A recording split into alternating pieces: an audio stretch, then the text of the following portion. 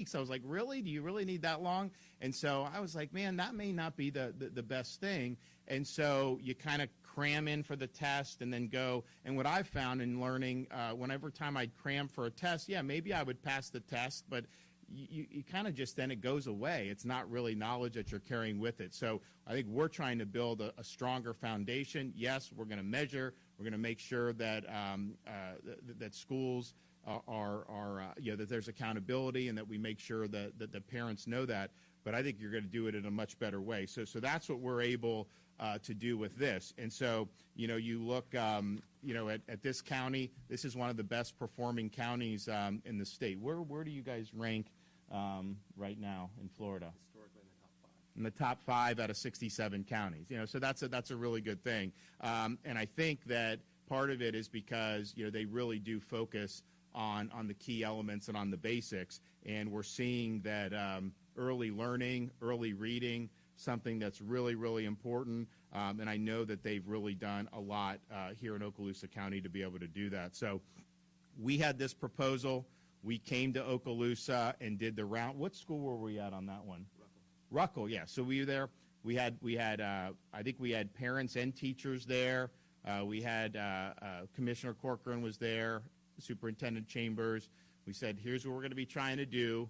It was a big deal. We got into the legislative session and we were able to do it. So we set a goal, and now we're completing that. So now what'll end up happening is this is signed into law. This year will be the last year of the FSA in Florida.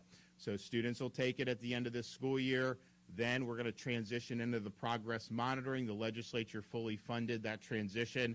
And so next year will be kind of where we reset. So you'll kind of get a baseline, and then you'll have the grades commence in the following year. And so, we're looking at a couple years now for a transition, but I really think this is going to be something that's going to be really, really exciting. So, and most important maybe is it really does give the parents more of an ability to help their kids' education.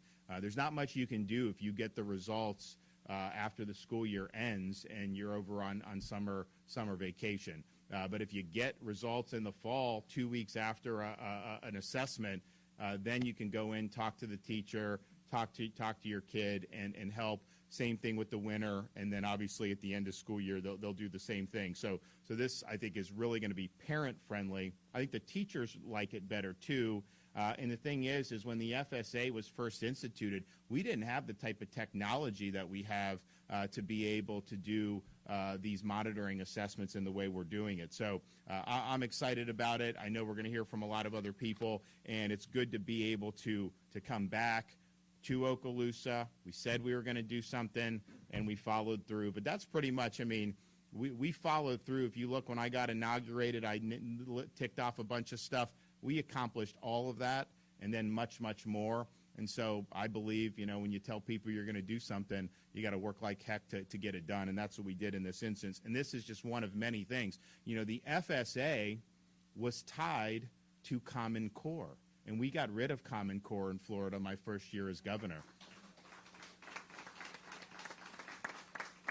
We have BEST standards, which was developed by Commissioner Corcoran and really, I think, reflective of what we were trying to achieve with academic excellence.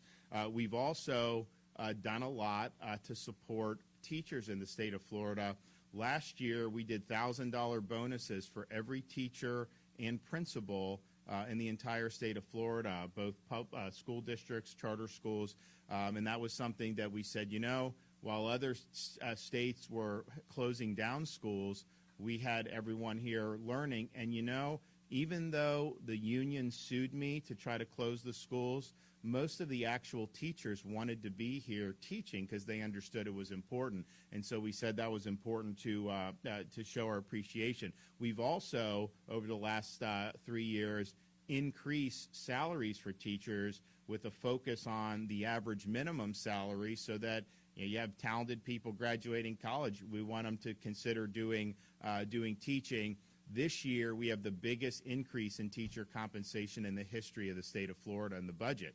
And so that's going to end up, yes, it will continue with our average minimum increase, but it's weighted more now towards teachers that have experience and that have been on the job more than a year. And so you're going to see that. So that's going to be very meaningful. It's $800 million just for teacher compensation increases. And then you have the largest per pupil, the highest per pupil funding that we've ever had in Florida, and other money for school districts. So what we've done, 100% of that $800 million goes to teacher, but then the school districts could do even more if they want to. And then what we also did was Florida has a constitutional amendment, $15 minimum wage that's being it's being added in over a number of years.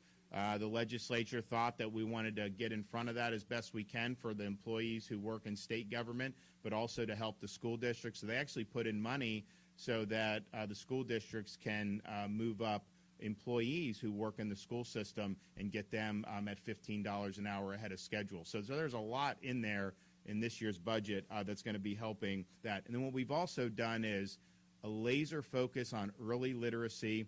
We did a K-3 reading initiative last year.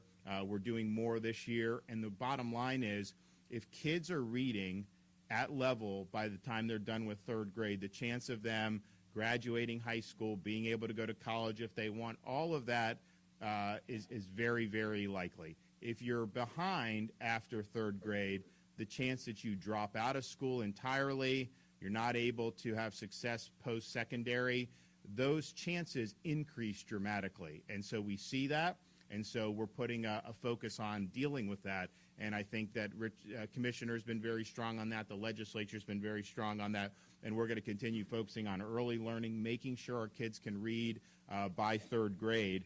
We're also leading the nation in promoting American civics education. And if you think about how many, it wasn't even a requirement in high school when I became governor. Now it's back as a requirement.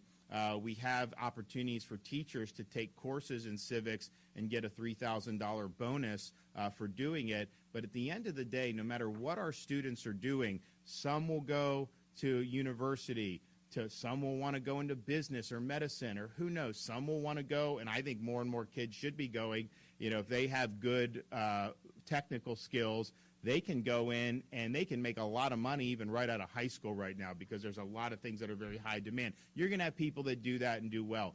There's going to be a lot of different pathways people are going to take in life, but every single person that comes through our school system is eventually going to turn 18, and they're going to be an American citizen exercising those responsibilities. And it's really our responsibility to make sure that they have a good foundation of what that means. What does it mean to be an American? What are the principles our country was founded on? Why is our Constitution structured the way it is? And then all the key moments that we've had, throughout our history. And so we're focusing a lot on American civics, and we're going to continue to do that. And quite frankly, I think if everyone had a really solid foundation in civics, I think we'd have fewer problems in this country than we see right now, because I think people would be more unified. So bottom line is we're going to continue to make progress. So we've got a lot of great people here before we sign the bill.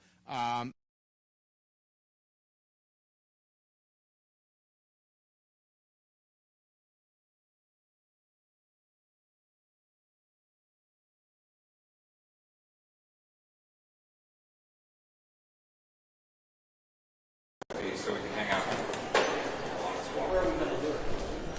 Take her off. In here? Nothing. Commissioner's office is over here where we're going to go in. Oops.